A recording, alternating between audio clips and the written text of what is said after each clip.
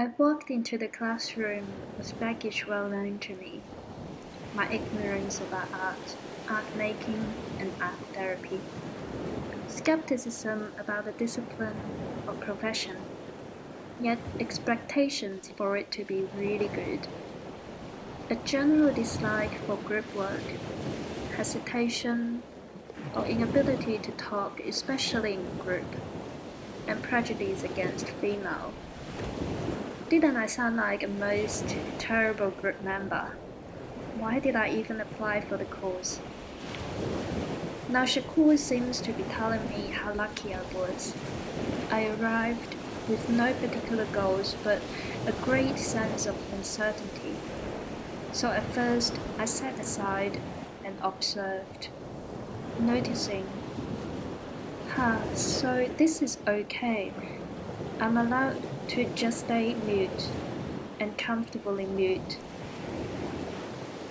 Then I moved amongst and with the group, thinking, what's the point of this? It seems so interesting. Look at her, how joyful, and her, how inventive, and her, perhaps as confused as me. Finally, I was invited to speak. Okay, um, this is probably not worth sharing, but somehow the words are springing forth. And they are listening. What, really?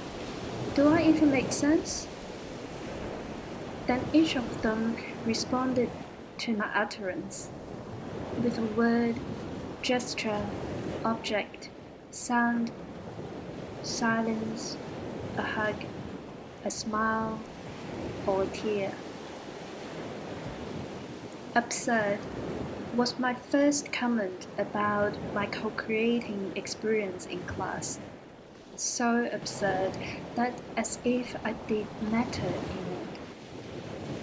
No disclosure of dark secret, no weeping profusely, no clever insight, not even decent storytelling, but only my ordinary being in the here and now, along with my so-called art, being witnessed and responded to by a group of female strangers.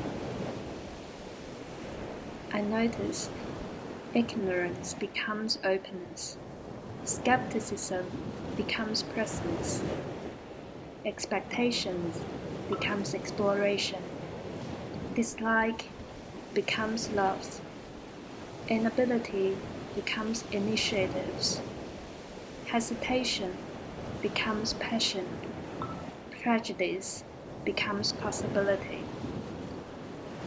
Stuckness becomes a wild roller coaster ride, not an end to be seen.